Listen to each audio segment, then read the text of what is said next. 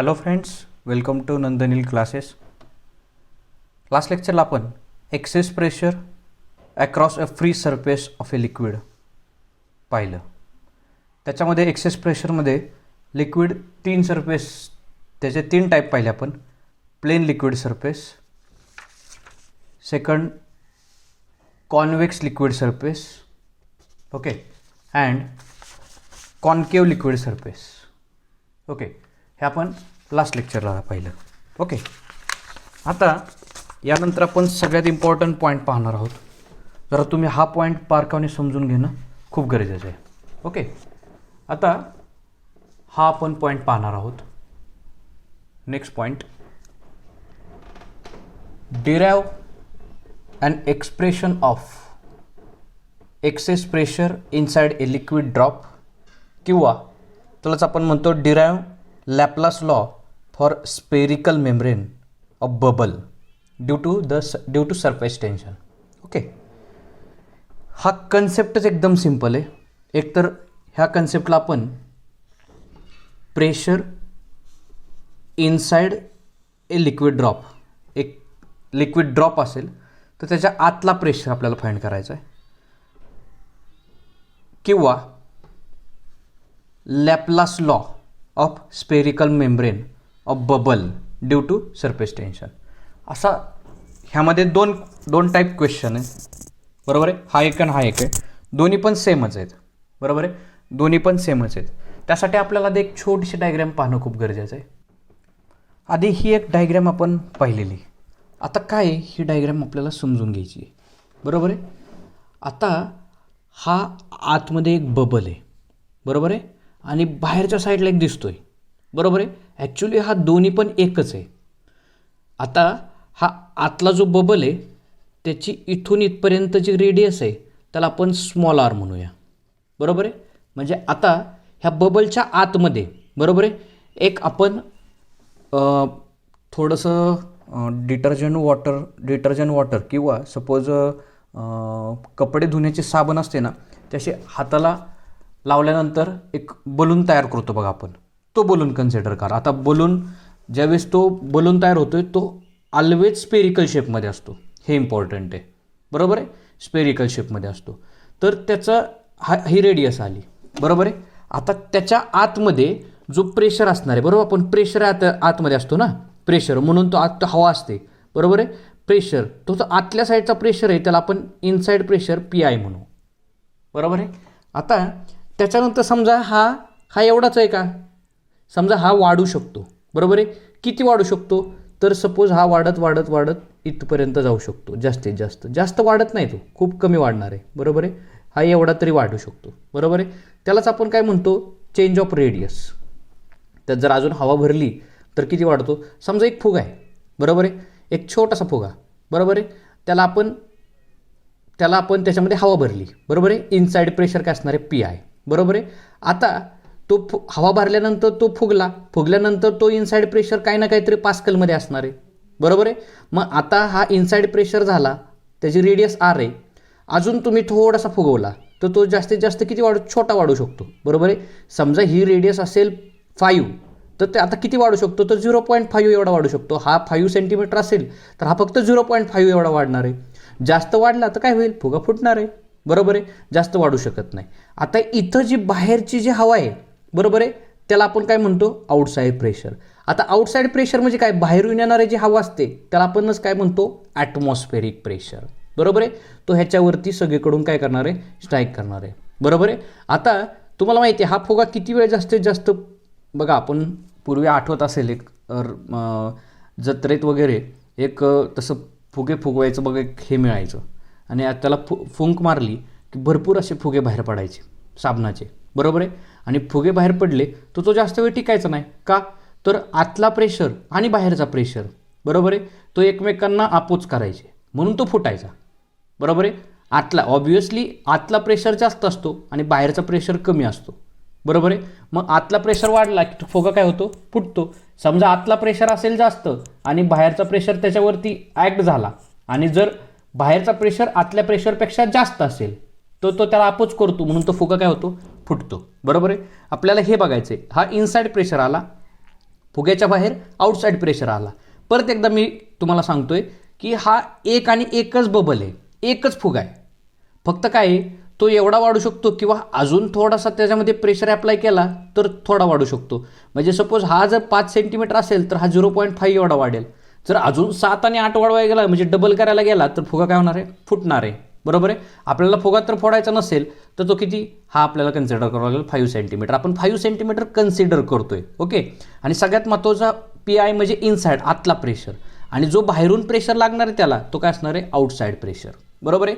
एकदम सिंपल आहे. आता हे आपल्याला जरा व्यवस्थित पाहायचं आहे. ओके, समजून घ्या आता. ओके, आता ह्याचं सोल्युशन काय येणार आहे ते आता आपण बारकाईने बघूया. बघा आता सगळ्यात महत्त्वाचं, फ्री सरफेस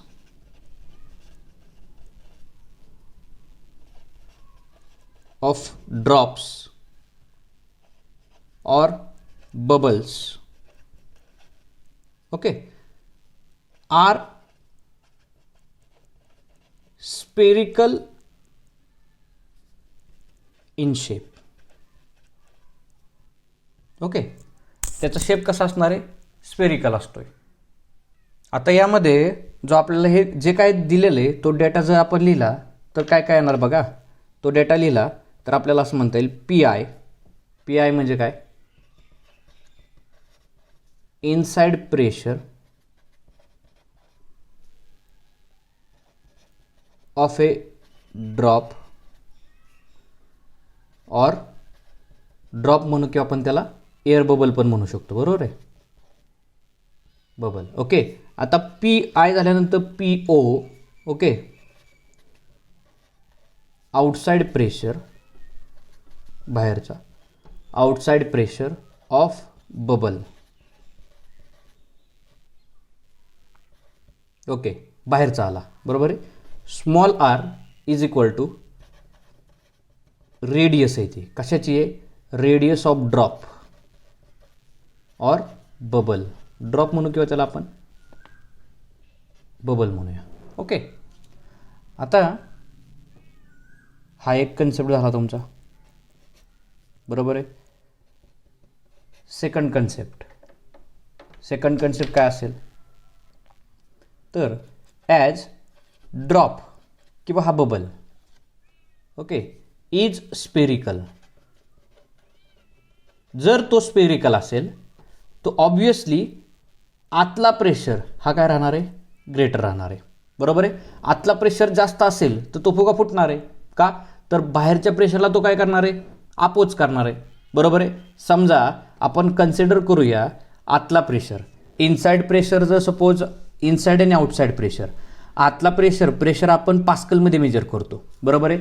एक एक्झाम्पल म्हणून सपोज आपण इनसाइड प्रेशर घेतला 5 पास्कल. बरोबर आहे. आणि आउटसाइड प्रेशर घेतला 1.8 असेल किंवा 9 असेल. बरोबर आहे. सपोज डायरेक्ट 2 घेऊया. बरोबर आहे. 2 पास्कल. बरोबर आहे. 2 पास्कल. तर आतला प्रेशर बाहेरच्याला अपोज करणार आहे म्हणून तो बलून जो असणार तो कालांतराने एक फ्यू सेकंड नंतर तो काय होणार आहे, फुटणार आहे. बरोबर आहे. म्हणून आता 5 pascal is greater than 2 pascal. बरोबर आहे. म्हणून इनसाइड प्रेशर काय असतो, ग्रेटर असतो. ओके, मग आपल्याला ह्याच्यावरून एक्सेस प्रेशर फाइंड करता येईल. आता एक्सेस प्रेशर कसा काढायचा, इनसाइड ड्रॉप बघा. आता देअरफॉर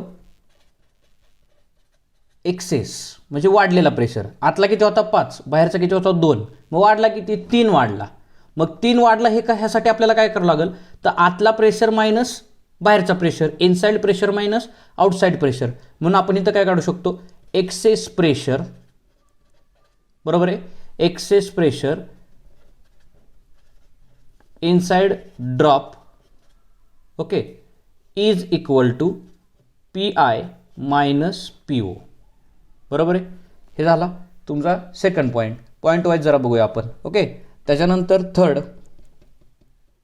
परत एकदा मी हे रिपीट करतोय. ओके, जरा समजून घ्या बरं का. समजा ॲज ड्रॉप इज स्पेरिकल, समजा हा ड्रॉप असेल किंवा बबल असेल, जर स्पेरिकल आहे तर आतला प्रेशर हा बाहेरच्या प्रेशरपेक्षा काय असतो, ग्रेटर असतो. मग एक्सेस म्हणजे किती प्रेशर वाढला आहे बाहेरचा आणि आतला कम्पेअर केला तर त्यासाठी आपल्याला काय करावं लागेल, आतल्या प्रेशरमधनं बाहेरचं प्रेशर काय करावं लागेल, सबट्रॅक्ट करावं लागेल, मायनस करावं लागेल. बरोबर आहे. आता हे महत्त्वाचं आहे. बरोबर आहे. आता ह्याच्यानंतर ह्याचा एरिया पण महत्त्वाचा आहे. कशाचा, तुमचा एरिया परत वाढणार आहे. बरोबर आहे. आणि एरिया ऑफ स्पिअरचा फॉर्म्युला तुम्हाला माहीत असेल किती आहे, तर 4πr² आहे. ओके, असो ते आपण बघूया. पण सगळ्यात महत्त्वाचं आता रेडियसमध्ये बघूया. Radius, let third point radius. Okay, let the radius of drop increases. समजा इन्क्रीजेस किती वाढू शकते, तर ते जास्तीत जास्त थोडे 5 सेंटीमीटरमध्ये आणखीन किती वाढू शकते, 0.5. ओके, जास्त वाढू शकत नाही. Increases from R to R plus delta R. बरोबर आहे. R पासून कुठपर्यंत वाढू शकते, तर R प्लस डेल्टा R पर्यंत वाढू शकते. बरोबर आहे. So the inside pressure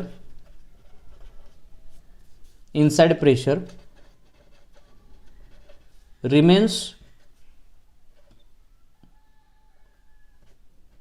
constant. Okay, अलग लक्षात, इनसाइड प्रेशर रिमेन्स कॉन्स्टंट. बरोबर आहे. आणि त्याच्यामुळे तो काय राहणार आहे, कॉन्स्टंट राहणार आहे. जास्तीत जास्त किती वाढणार बघा. आता let the radius of drop increase from R to R plus delta R. म्हणजे समजा आधी R होता, मग त्यात डेल्टा R वाढला, तर मग काय झालं, R plus delta R. Okay, हे समजून घेणं गरजेचं आहे. So inside pressure remains constant. आतला प्रेशर त्याच्यामुळे काय राहणार आहे, तो जास्त जर वाढला नाही तर आतला प्रेशर काय म्हणता येईल आपल्याला, कॉन्स्टंट राहिला. बरोबर आहे. त्याच्यानंतर थर्ड नंतर फोर्थ, नीट समजून घ्या. आता फोर्थ, आता हे झालं तुमचं रेडियसचं झालं. आता आपण एरिया बघूया. बरोबर आहे. आता समजा पहिल्यांदा एवढा होता. बरोबर आहे. वाढून वाढून एवढाच वाढला. आता इनिशियल आणि फायनल झालं, म्हणजे हा झाला इनिशियल एरिया. बरोबर आहे. आणि थोडा वाढल्यामुळे हा काय झाला, फायनल एरिया. बरोबर आहे. आता आपण बघू initial area of drop A1 म्हणूया. आता इनिशियलला A1 म्हणूया. बरोबर आहे. इज इक्वल टू काय असतो, 4πr². बरोबर आहे. हा आतलाच फक्त. बरोबर आहे. आता त्यातला पुढचा पॉईंट काय येणार आहे, फायनल एरिया. बरोबर आहे. काय असणार आहे, final surface area of drop A2. समजा हा थोडा इन्क्रीज झाला. किती झाला, समजा 5 सेंटीमीटर होता रेडियस त्याची, आणि वाढून वाढून किती वाढला, 0.5. म्हणजे किती झाला, टोटल झाला 5.5. जास्त वाढला तर तो फुटणार आहे, जास्त वाढणार पण नाही आहे, आणि वाढला तर तो फुटणार आहे. Okay, A2 is equal to आता काय येणार आहे, तर 4πr. 4π तसंच राहणार, आरच्या ऐवजी काय येणार, R plus delta R 4πr² म्हणून ह्याचा पण ब्रॅकेटचा स्क्वेअर. बरोबर आहे. आपल्याला कन्सेप्ट समजून घ्यायचा आहे. बरोबर आहे. कन्सेप्ट इम्पॉर्टंट आहे, आपल्याला कन्सेप्ट कळायला पाहिजे. नीट समजून घ्या. आता परत एकदा मी सांगतोय, इनिशियल एरिया. बरोबर आहे. ह्या आतल्या ड्रॉपचाच फक्त इनिशियल एरिया. जर स्पेरिकल आहे, स्पिअरचा एरिया काय असतो, तो 4πr². बरोबर आहे. समजा तो वाढला, मग वाढून वाढून किती वाढू शकतो, तर थोडासाच वाढू शकतो. जास्त वाढला तर तो बलून किंवा फुगा तो फुटणार आहे. बरोबर आहे. मग जास्त वाढला तर तो समजा वाढत वाढत इतका वाढला, 0.5 किंवा डेल्टा R वाढला. मग डेल्टा R वाढत असेल तर final surface area of drop A2. बरोबर आहे. किती येणार आहे, तर 4πr² नाही, R plus delta R². Okay, हा कन्सेप्ट इम्पॉर्टंट आहे. ओके, आता सगळ्यात महत्त्वाचं आपण काय करतो, इन्क्रीज इन सरफेस एरिया. कितीने इन्क्रीज झाला. बरोबर आहे. तर आपण काय करतो, फायनल एरिया मायनस काय करतो, इनिशियल एरिया. म्हणजे आपण काय करणार, A2 मायनस काय करणार आहे, A1. बरोबर आहे. फायनलमधनं इनिशियल एरिया काय करणार आहे, मायनस करणार आहे. आपला फायनल एरिया A2 आहे आणि इनिशियल A1 आहे. मग आपण काय करणार, A2 मायनस A1. बरोबर आहे. नेक्स्ट स्टेप नीट लक्षात घ्या, ह्यातच. Okay, increase in surface area. Okay, तर काय येणार आहे, डेल्टा R म्हणतो मी त्याला. बरोबर आहे. म्हणजे चेंज ऑफ एरिया. बरोबर आहे. Change of area is equal to काय येणार आहे, A2 minus A1 means final area minus initial area. आता फायनल एरिया नीट लक्षात घ्या. फायनल एरिया काय तुमचा, 4πr प्लस डेल्टा आर ब्रॅकेटचा स्क्वेअर मायनस 4πr². बरोबर आहे. ह्यातनं मी 4π कॉमन काढलं. कॉमन काढल्यानंतर ब्रॅकेटमध्ये काय राहिलं, आर प्लस डेल्टा आर ब्रॅकेटचा स्क्वेअर मायनस हा 4π कॉमन गेला आहे, इथं काय राहिलं, आर स्क्वेअर. ओके, एकदम सिंपल आहे. बरोबर आहे. हे आपल्याला माहिती असणं गरजेचं आहे. बरोबर आहे. आता बघा आपण मी काय केलं, ह्या पेजवरचं तुम्हाला मी परत एकदा रिपीट करतो, परत एकदा नीट समजून घ्या. बघा, हा झाला इनसाइड प्रेशर, हा बाहेरचा झाला आउटसाइड प्रेशर. बरोबर आहे. इनसाइड प्रेशर हा तर ग्रेटर असतो. बरोबर आहे. आता आपल्याला सगळ्यात महत्त्वाचं काय, free surface of drop or bubble, drop किंवा बबल असेल, आर स्पेरिकल इन शेप. कुठल्याही ड्रॉप किंवा बबलचा एरिया कसा असतो, शेप कसा असतो, तर स्पेरिकल असतो. बरोबर आहे. आपण काय घेतला, पी आय म्हणजे इनसाइड प्रेशर ऑफ बबल. फुग्याचा आतला एरिया आपण कन्सिडर केला आणि जो बलून म्हणजे फुगा आहे त्यातला त्याचा बाहेरचा पण प्रेशर कन्सिडर केला, आउटसाइड प्रेशर, आपण त्याला पीओ म्हटलं. Small R is the radius of drop or bubble. हा आर काय होईल, जास्तीत जास्त किती एक्सेस होईल, किती वाढेल, तर डेल्टा आर एवढा वाढणार आहे.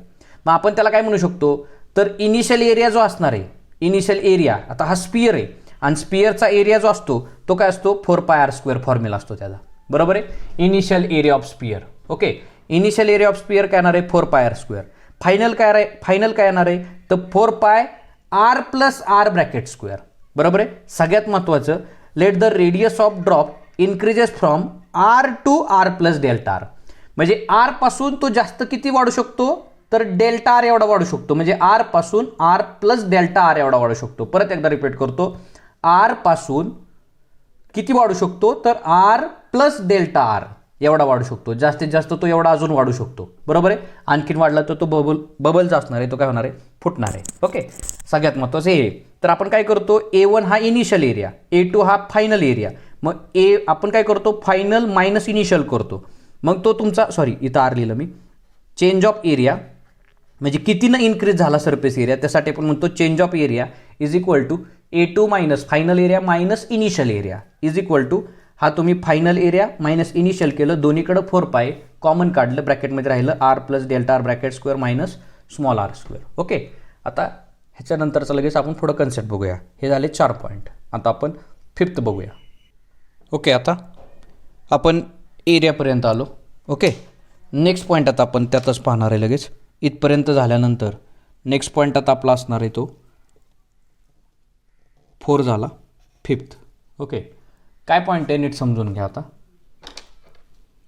आधी हा 5th पॉईंट आपण बघूया. Suppose as delta R is very small. बरोबर आहे. डेल्टा आर जो आहे तो व्हेरी स्मॉल आहे, खूप कमी आहे. बरोबर आहे. Delta R is very small.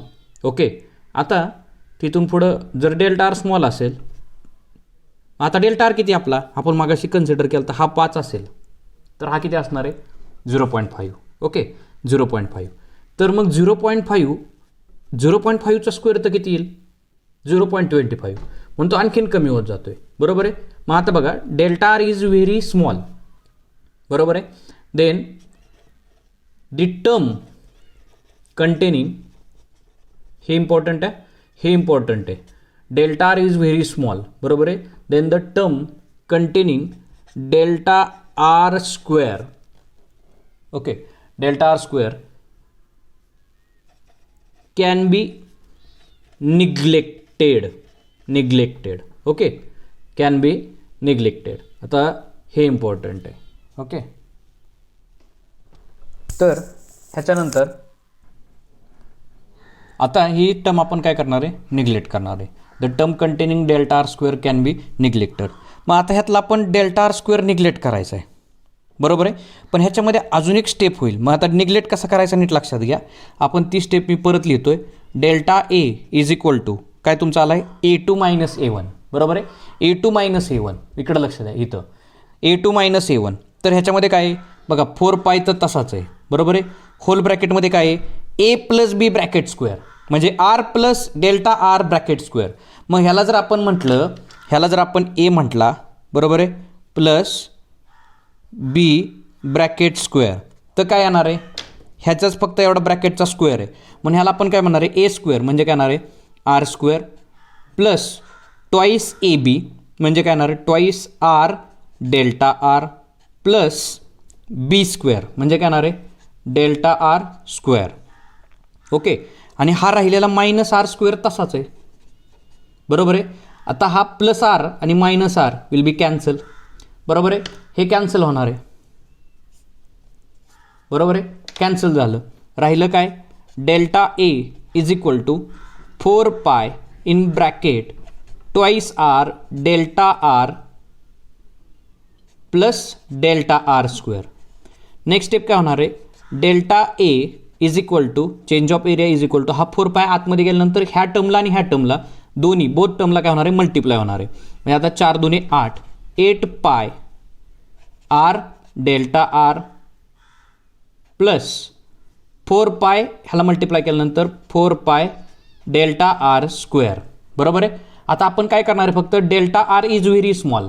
बरोबर आहे, डेल्टा आर जर 0.5 असेल तर त्याची term containing delta R square काय होणार आहे, त्याचा 0.5चा स्क्वेअर 0.25 होणार आहे किंवा 0.50चा स्क्वेअर 0.25. म्हणून ती टर्म आपण काय करतोय, डेल्टा आरची टर्म काय करतोय, अख्खी टर्मच निग्लेक्ट करतोय. बरोबर आहे. मग ही टर्म सगळी काढून टाकल्यानंतर बरोबर आहे ती टर्मच आपण निग्लेक्ट करणार आहे, ही अख्खी टर्म. बरोबर आहे, निग्लेक्ट करणार आहे. निग्लेक्ट केल्यानंतर रिमेनिंग टर्म काय राहतात, delta A is equal to काय राहते 8 पाय आर डेल्टा आर.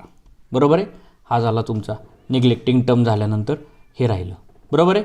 आता सगळ्यात महत्त्वाचं next point 6th one 6वा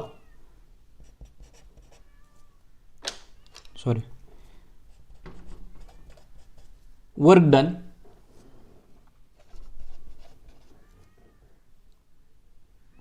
done by force of surface tension. Okay, आता वर्क डनचा फॉर्म्युला काय सरफेस टेन्शनसाठी, तर work done is equal to dw is equal to t into da. आता हा आला कसा, त्यासाठी मी जरा इथं तुम्हाला तो समजवतो. हा आला कसा, तर सगळ्यात महत्त्वाचं सरफेस टेन्शनचा फॉर्म्युला आहे force per unit length F/L. बरोबर आहे.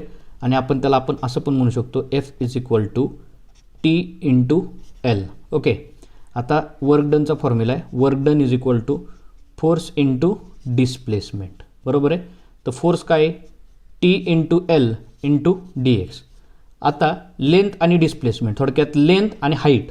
लेंथ आणि हाईट काय असतो एरिया, म्हणून आपण त्याला काय म्हणतो चेंज ऑफ एरिया. बरोबर आहे. हा झाला तुमचा dw. परत एकदा मी समजवते, जरा हे नीट समजून घ्या हा कन्सेप्ट. बघा, tension is equal to force per unit length. बरोबर आहे ना, tension T is equal to F/L. मग हा L इकडे गेला तर F इज इक्वल टू काय येणार आहे T इंटू L. बरोबर आहे. मग चेंज ऑफ वर्क डनचा फॉर्म्युला काय फोर्स इंटू डिस्प्लेसमेंट. बरोबर आहे.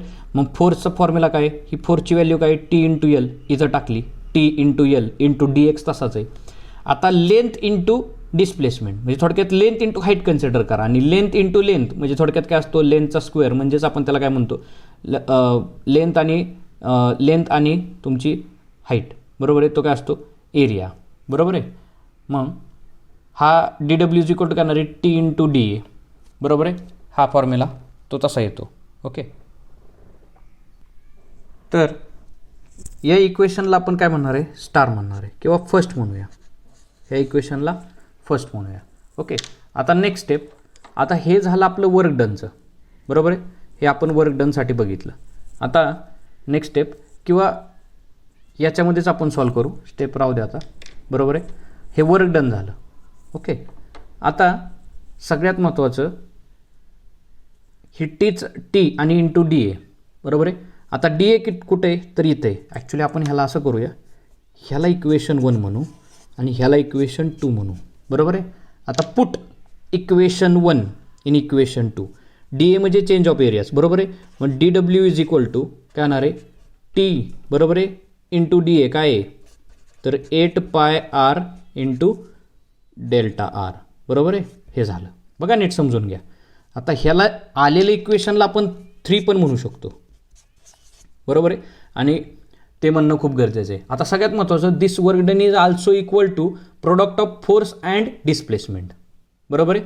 आता डिस्प्लेसमेंट म्हणजे कसं, फोर्स डिस्प्लेसमेंट म्हणजे किती डिस्प्लेस झाला, हाच 5 पासून 0.5 पर्यंत गेला, म्हणजे किती डिस्प्लेस झाला, तर डेल्टा आर एवढा डिस्प्लेस झाला, बरोबर आहे.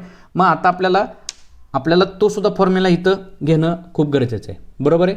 मग आपल्याला असं म्हणता येईल, the work done is also equal to product of force, बरोबर आहे, increase in the area of bubble and displacement delta R, बरोबर आहे.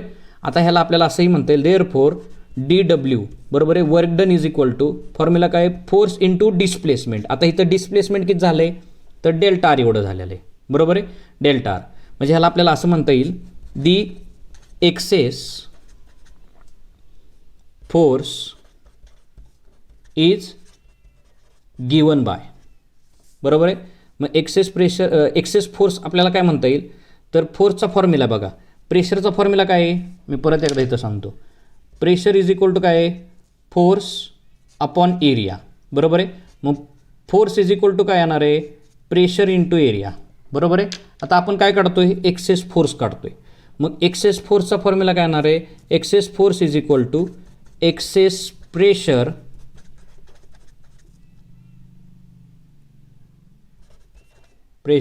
इंटू एरिया, मग आपण त्याला सरफेस एरिया म्हणूया,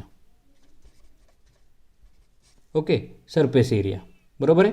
मग आता एक्सेस फोर्स, बरोबर आहे, is equal to excess pressure. आता एक्सेस म्हणजे वाढलेला प्रेशर, जो की आपण काढलेला आहे, बरोबर आहे.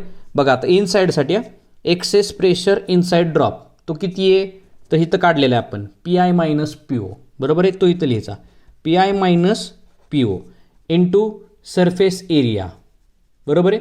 सरफेस एरिया किती असतो, तर तो असतो A असतो, किंवा आपण त्याला म्हणू 4πr², बरोबर आहे.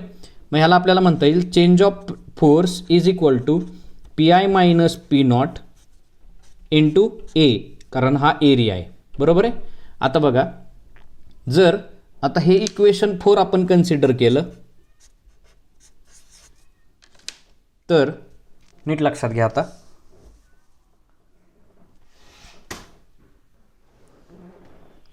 आता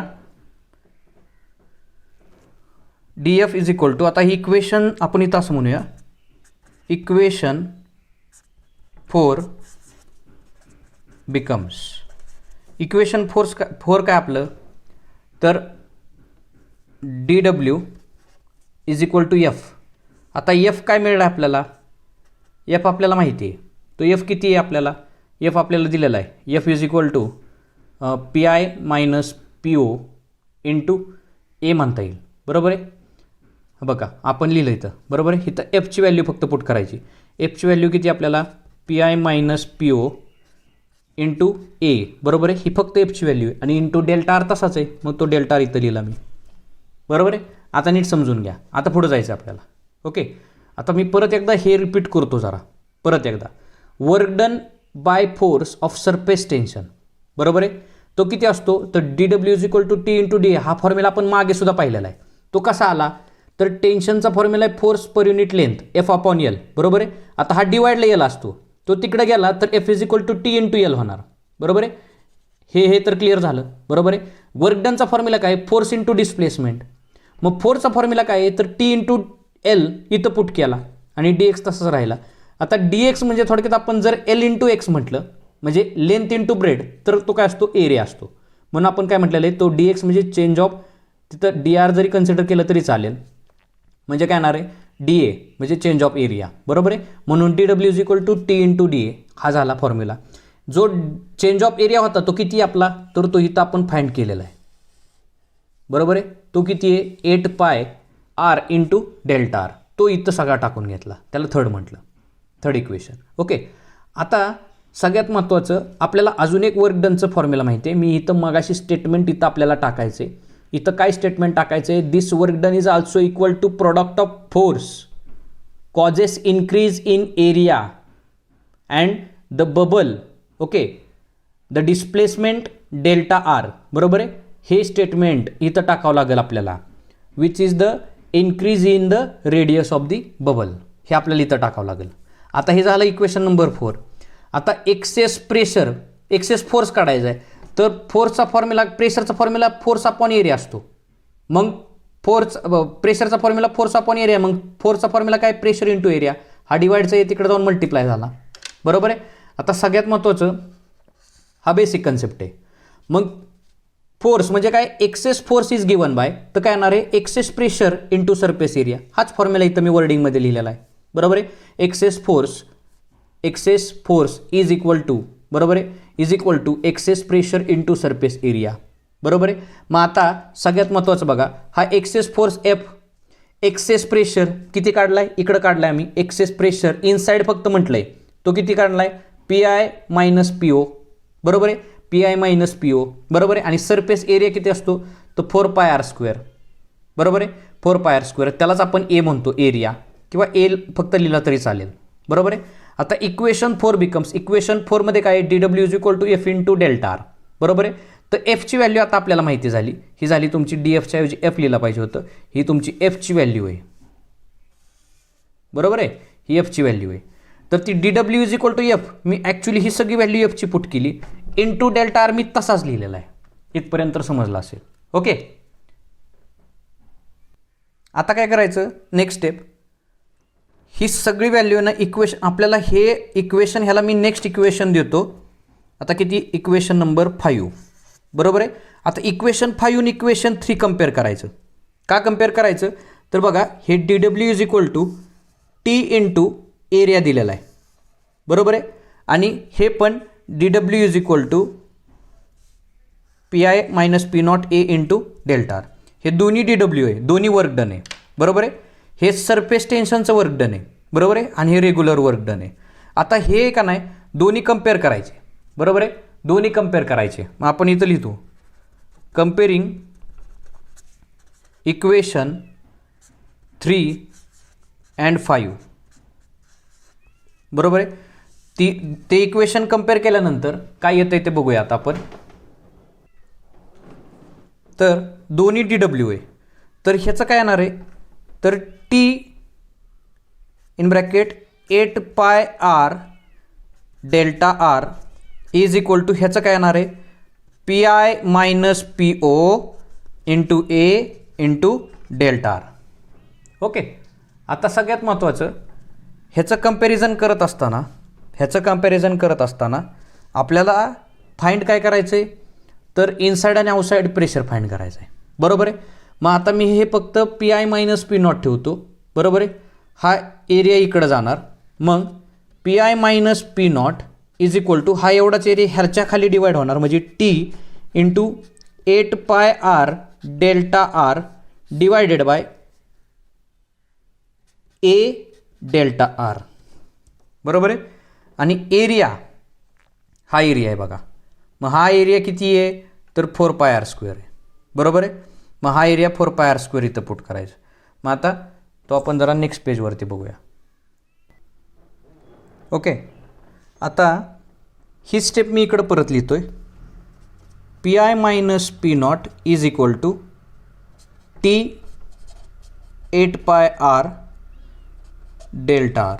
okay. Divided by area A, तो किती असतो, 4πr² इंटू ह्यामध्ये राहिलेला delta r as it is. बघा आता हे झाल्यानंतर आता काय होतंय, इथं कॅन्सलेशन होतात काही टर्म.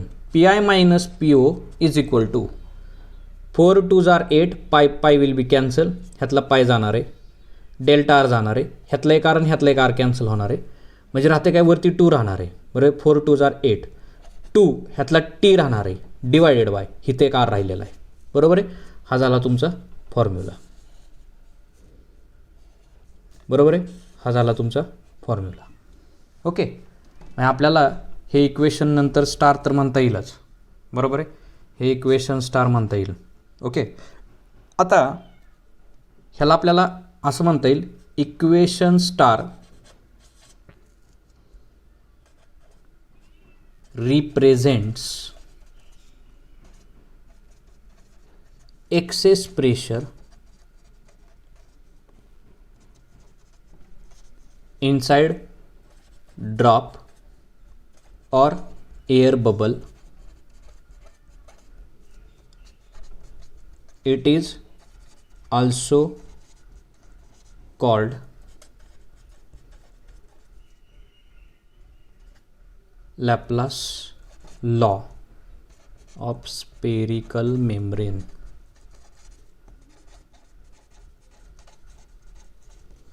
एकदम सिंपल आहे. ओके, मी हे सगळं परत एकदा रिपीट करणार आहे. अजून ह्यातला थोडासा पार्ट बाकी, एकदम छोटासा, पण आधी मी हे सगळेच्या सगळं रिपीट करणार आहे. आता परत मी हा पहिल्यापासून रिपीट करतोय पार्ट. बघा आता, free surface of drops or bubbles are spherical in shape. जे काय ड्रॉप आणि बबल्स असतात ते स्पेरिकल शेपमध्ये असतात, बरोबर आहे. मग मी पण इकडे एक शेजारी बबल तयार केला, बरोबर आहे. हा एक फुगा आहे, बरोबर आहे. ह्याचं रेडियस आहे 5 सेंटीमीटर, मी कन्सिडर करतोय 5 सेंटीमीटर, बरोबर आहे. हा जास्तीत जास्त अजून वाढला, ह्याच्यामध्ये आतमध्ये मी प्रेशर अप्लाय केला, इनसाइड प्रेशर अप्लाय केला, तर तो किती जाईल, तर डेल्टा आर एवढा मूव्ह होईल. म्हणजे किती होईल, जास्तीत जास्त 5 सेंटीमीटरपासून जास्तीत जास्त वाढेल 0.5 सेंटीमीटर, बरोबर आहे. आता ह्यामध्ये आतमध्ये एक प्रेशर आहे आणि बाहेर आउटसाईड एक प्रेशर आहे. आय फॉर इनसाइड आणि ओ फॉर आउटसाईड, बरोबर आहे. आउटसाईडचा जो प्रेशर आहे तो ॲटमॉस्फेरिक प्रेशर असणार आहे, बरोबर आहे. आता आपल्याला त्यासाठी आता आपण काय करतो, pressure inside a liquid drop, बरोबर आहे, आणि आउटसाईड पण आपण काढणार आहे. आता सगळ्यात महत्त्वाचं पी आय, तो काय, इनसाइड प्रेशर ऑफ ड्रॉप और एअर बबल. जो पी आय आहे तो इनसाइड प्रेशर आहे, बरोबर आहे. P O, it's not P nought, it's P O, O for outside pressure of bubble, बरोबर आहे.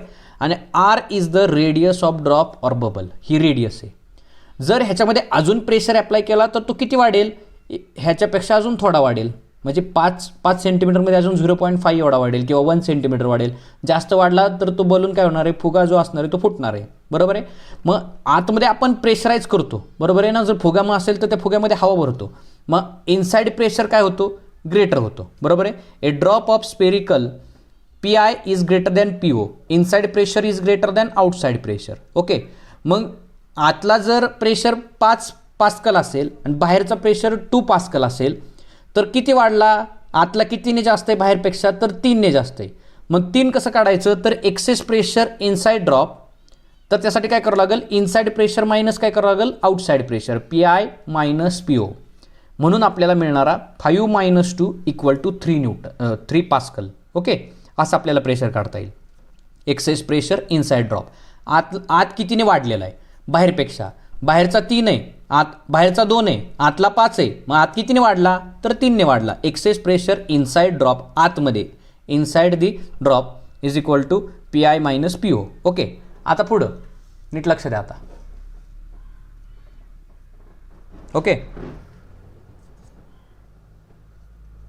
हां, तर नेक्स्ट बघा, late the radius of drop increases. जर त्यामध्ये आपण हवा अजून भरली तर रेडियस कुठून वाढेल, आर होती, आर पासून किती वाढेल, तर डेल्टा आर एवढी वाढेल. म्हणजे आपल्याला त्याला असं म्हणता येईल, let radius of drop increases from r to r plus delta R, बरोबर आहे. R to r plus delta r. So the inside pressure remains constant. जर वाढून वाढून ती फक्त डेल्टा आर एवढी वाढली, कमी वाढली छोटीशी, तर आतला प्रेशर काय राहील, कॉन्स्टंट राहील. जर आतला प्रेशर इन्क्रीज झाला तर तो बलून काय होईल, फुटणार आहे. जास्त प्रेशर आपण एक्सेस करू शकत नाही, वाढवू शकत नाही. आता ह्या स्पेरिकलला एरिया आहे, बरोबर आहे. म्हणून initial area of drop, initial म्हणजे सपोज माझा आधी एवढा होता, बरोबर आहे, हा झाला इनिशियल, वाढला तर हा झाला माझा फायनल. मग इनिशियल एरियाला आम्ही A1 म्हटलेले, फायनलला आम्ही A2 म्हटलेले. ओके, मग इनिशियल एरिया जो आपला आहे तो A1, तो किती असणार आहे, 4πr². हा तर फॉर्म्युलाच आहे एरियाचा, 4πr². Final surface area of drop काय असणार आहे, A2, तो किती असणार आहे, तर 4π असणार आहे. फक्त आर वाढला कितीनं, डेल्टा आरने. म्हणून आरमध्ये वाढला किती, डेल्टा आर, म्हणून आर प्लस डेल्टा आर, आरचा स्क्वेअर आहे म्हणून ह्याचा पण होल ब्रॅकेटचा स्क्वेअर, बरोबर आहे. आता इन्क्रीज इन सरफेस एरिया आपल्याला काढता येईल. किती सरफेस एरिया इन्क्रीज झाला, बरोबर आहे, कितीने वाढला, तर डेल्टा ए, समजून घ्या, delta A is equal to final area minus initial area, म्हणजे A2 minus A1. Okay, final area minus initial area. तर फायनल एरिया काय आहे तुमचा, तर 4π, काय 4πr plus delta R bracket square, minus initial area काय तुमचा 4 पाय आर स्क्वेअर, बरोबर आहे. आता ह्याच्यामध्ये आम्ही 4 पाय दोन्हीकडनं कॉमन काढलं, मग राहिलं काय R plus delta R bracket square minus R square. नीट समजून घ्या बरं का. ओके, आता ह्याच्यानंतर आता पुढचं बघूया आपण. ॲक्च्युली आता ह्याच्यानंतरची स्टेप ही आहे बघा. आता याला ए म्हटलं, मी आरला ए म्हटलं आणि डेल्टा आरला बी म्हटलं, तर A plus B bracket square is equal to काय येतो बघा, A square plus twice A B plus B square minus R square as it is. Okay, मग आता हा आला बघा, ए स्क्वेअर म्हणजे आर स्क्वेअर प्लस 2 ए म्हणजे R, B delta R plus B square म्हणजे delta R square minus R square, तसंच plus R square minus R square will be cancel. Remaining term काय राहिल्या, twice R delta R plus delta R square, बरोबर आहे. आता हा 4 आहे ना, तो आतमध्ये जाऊन काय होणार, ह्या टर्मला पण आणि ह्या टर्मला पण दोन्हीला मल्टिप्लाय होणार, बरोबर आहे. इकडे ही एक टर्म आहे आणि ही एक टर्म आहे. मग 4 दुने 8 म्हणून 8 pi r delta R plus हा 4 पाय इथं मल्टिप्लाय झाला 4 पाय डेल्टा आर स्क्वेअर.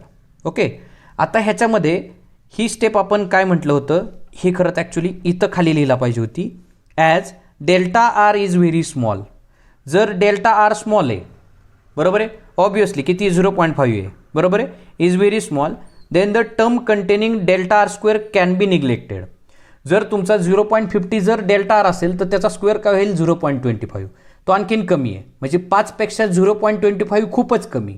5 सेंटीमीटर ही तुमची रेडियस आहे आणि तुमचा डेल्टा आर स्क्वेअर किती आहे तर 0.25 आहे आणि डेल्टा आर किती आहे 0.5 आहे. म्हणजे इन शॉर्ट जर आपल्याला इथं सांगायचं झालं, मी परत एकदा इथं थोडंसं सांगतो आहे तुम्हाला, नीट लक्ष द्या. सपोज हा तुमचा बबल आहे, हा किती आहे 5 सेंटीमीटर आहे. हा आतला प्रेशर जर वाढवला तर तो अजून किती वाढू शकतो, हा एवढा वाढू शकतो. जास्त वाढला तो फुटणार आहे. मग किती वाढला तर 0.5 एवढा इन्क्रीज झाला ना. मग आधी होता 5 सेंटीमीटर, वाढला 0.5 सेंटीमीटर, म्हणजे काय झाला 5 अधिक 0.5 म्हणजे 5.50 सेंटीमीटर झाला, बरोबर आहे. मग आता जर त्याचा 0.5 हा तुमचा डेल्टा आर असेल तर त्याचा स्क्वेअर किती येणार आहे, delta R square is equal to 0.25, बरोबर आहे. मग हा 5पेक्षा खूप कमी आहे, खूप कमी आहे. मग खूप कमी म्हणजे थोडक्यात r is very very less than delta R square. That's why आपण डेल्टा आरची टर्म काय करणार आहे, टर्मच अख्खी, ज्याला ते कसं काही मल्टिप्लाय असू दे, फक्त डेल्टा आरच नाही, अख्खी टर्मच, बरोबर आहे. समजा A B delta R square असेल तर फक्त डेल्टा आर स्क्वेअर नाही निग्लेक्ट करायचं, ही टर्मच निग्लेक्ट करायची, बरोबर आहे. आता आपण तेच करतोय, बरोबर आहे, नीट समजून घ्या. तर ह्यातला डेल्टा आर स्क्वेअर काय करणार आहे, अख्खी टर्मच आम्ही ही निग्लेक्ट करतोय. निग्लेक्ट केल्यानंतर राहिलं काय, change of area is equal to 8 pi r delta r. Okay, ह्याला इक्वेशन 1 म्हटलं आम्ही. ओके, आता जरासं पुढं जाऊया, नीट समजून घ्या आधी. ओके, आता ह्याच्यामध्ये इथपर्यंत आपण इक्वेशन 1 पर्यंत आलो. आता पुढे जाऊ. बघा आता, work done by force of surface tension. Work done by force of surface tension काय येतं, DW is equal to T into DA. कसा आला तो तुम्हाला इथं मी एक्सप्लेन केलेलं आहे, अजून एकदा करतो. बघा, टेन्शनचा फॉर्म्युला आहे फोर्स पर युनिट लेंथ, म्हणजे हा L आहे ना डिवाइडला आहे, तो इकडे गेला तर फोर्सचा फॉर्म्युला येणार आहे T इंटू L. ओके, आता वर्क डनचा फॉर्म्युला काय, हा इथपर्यंत क्लिअर झालं. वर्क डनचा फॉर्म्युला काय, फोर्स इंटू डिस्प्लेसमेंट. आता डिस्प्लेस म्हणजे कशाने किती डिस्प्लेस होतोय तर डेल्टा आर एवढा डिस्प्लेस होतोय, बरोबर आहे. मग फोर्सचा फॉर्म्युला आहे जो F, तो आपण काढलेला आहे, स्टार म्हटलेला इथं, तो इथं टाकायचा T इंटू L आणि हा DR तसाच, बरोबर आहे. आता इथं मी ह्याला ब्रॅकेट का केला आहे तर समजा L इंटू X म्हणजे length into breadth is equal to काय असतो, एरिया असतो, म्हणून T इंटू तो काय आला एरिया. हा फॉर्म्युला असा आला, त्याला इक्वेशन 2 म्हटलेलं आहे, बरोबर आहे. आता पुढे जाऊ. तर ह्याच्यामध्ये DW तसाच आहे, T तसाच आहे, एरिया जो आहे तो किती माझा चेंज ऑफ एरिया तर 8 पाय आर डेल्टा आर मी इथं पुट केला, त्याला इक्वेशन 3 म्हटलं, बरोबर आहे. इथपर्यंत क्लिअर झालं.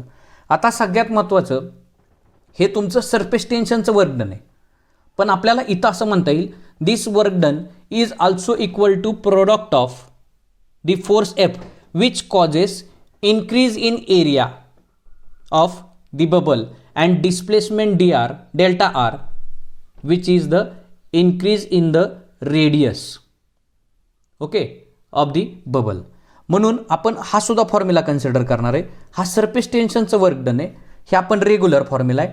रेग्युलर फॉर्म्युला जो वर्क डनचा आहे काय येणार आहे, work done into force into displacement. आता डिस्प्लेसमेंट आपण जे दाखवलेलं आहे कशामध्ये, इकडं बबलमध्ये, ते किती आहे तर ते डेल्टा आर आहे, हे समजून घ्या. मग डिस्प्लेसमेंट डेल्टा आर आपण इथं लिहिलं, बरोबर आहे.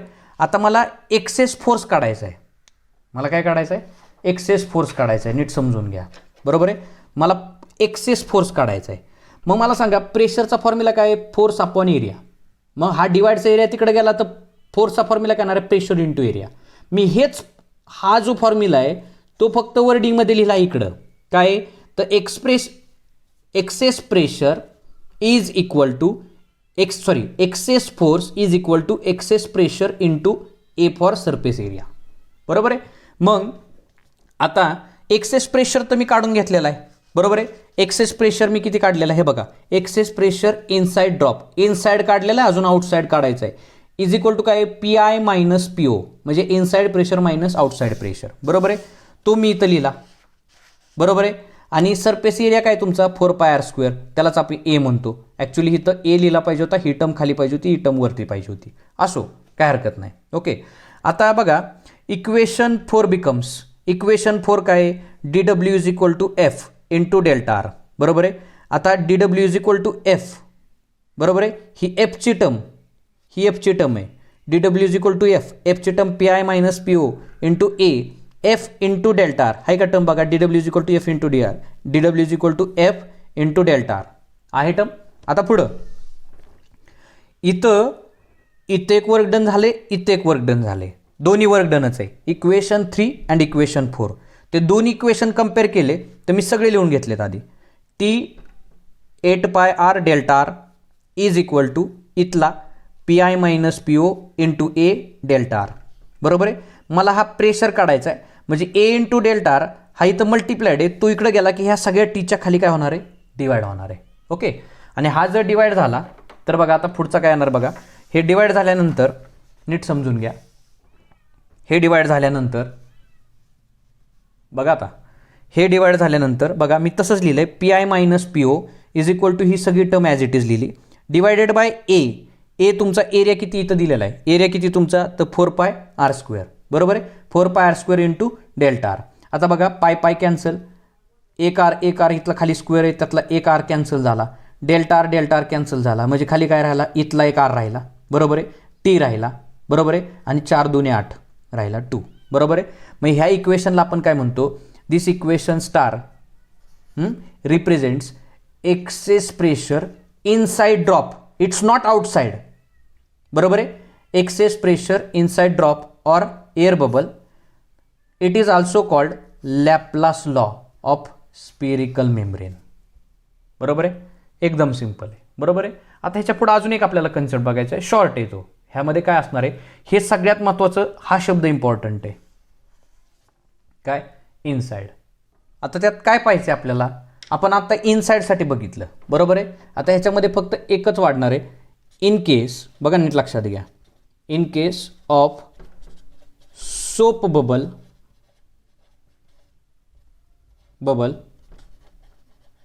देर आर, सोप बबलला there are 2 free surfaces in contact with air. 2 surface त्याचे कॉन्टॅक्टमध्ये असतात, कोणकोणते, एक इनसाइड आणि दुसरा कॉमा करतो आउटसाइड. ओके, मग इनसाइड आहे, फक्त आपण इनसाइडचंच काढलं, मग आउटसाइडचं काढायचं आहे, कसं काढणार, एकदम सिंपल आहे. Therefore for bubble total increase in the surface area, नीट समजून घ्या, surface area of soap bubble while increasing its radius by delta r. जे रेडियस वाढणार आहे ते किती वाढणार आहे, delta R is 2 8πr into delta R, बरोबर आहे. 2ने मल्टिप्लाय केलं. का केलं 2ने मल्टिप्लाय सांगतो, आता नीट लक्षात घ्या. Therefore the work done, sorry okay, बघा आता मी काय लिहिलं, in case of soap bubble there are 2 free surfaces in contact with air. एअरच्या कॉन्टॅक्टमध्ये 2 फ्री सर्फेस असतात, एक आतमध्ये पण एअर असते इनसाईड आणि दुसरा आउटसाईड. हे आत्तापर्यंत आपण इनसाईडसाठी काढलं, बरोबर आहे. आता आउटसाईड म्हणजे बाहेरचा पण एक प्रेशर असतो, तर ह्याला आपण काय करावं लागेल, 2 सर्फेस असतात म्हणून ह्या इक्वेशनला आपल्याला काय करावं लागेल, 2ने मल्टिप्लाय करावं लागेल. म्हणून आता आपण तेच करतोय. The total increase in surface area of soap bubble while increasing its radius delta R is twice of 8 pi R into delta R. एवढे करेपर्यंत मी फक्त एवढं शॉर्टमध्ये एवढंच लिहिलं तरी चालेल. The work done by this excess pressure is dW is equal to PI minus PO is equal to 2 times of 2T upon R. म्हणजे हा काय फॉर्म्युला होणार आहे, excess pressure PI minus PO PI minus PO is equal to 2 into 2 4, inside आणि outside असतात ना 2, 4T upon R.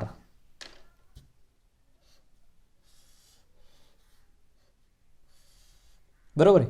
Actually आपल्याला inside फक्त एकच साईड असेल, बरोबर आहे, तर 2T वापरणार. दुसरी साईड पण सांगितली असेल दोन्ही साईड, तर त्याच्यामध्ये फक्त 2 ॲड करायचं बाहेरची साईड, म्हणजे ते 2 into 2 काय होणार आहे, 4. आणि एकदम सिम्पल आहे. ओके, आता ॲक्च्युली हा पार्ट आपला इथं संपतोय, बरोबर आहे. हा खूप इम्पॉर्टंट आपला पॉईंट होता. ओके, खूप इम्पॉर्टंट आपला हा पॉईंट होता, बरोबर आहे. आणि हा समजून घेणं सगळ्यांसाठी खूप गरजेचं आहे. ओके, जर तुम्हाला हा समजला असेलच, आय होप की तुम्हाला हा समजला असेल, त्यासाठी मी रिपीट पण केलेला आहे. ओके, आणि हे समजून घेणं खूप गरजेचं आहे. ओके, ॲक्च्युली हा पॉईंट खूप इम्पॉर्टंट आहे. ठीक आहे, तर ह्याच्यानंतरचं लेक्चरला आपण नेक्स्ट पॉईंट आता आपण कॅपिलरीचा पाहणार आहोत. ओके, हे सगळा डेटा तुम्ही लिहून घेणं खूप गरजेचं आहे. ओके, आणि नेक्स्ट लेक्चरला आपण कॅपिलरी हा पॉईंट पाहूया. ओके, हे लेक्चर इथंच संपू. नेक्स्ट लेक्चरला आपण कॅपिलरी त्याचे युजेस, ओके, आणि कॅपिलरीचा कन्सेप्ट आपण स्टार्ट करतो आहे. ओके, ठीक आहे, थँक्यू.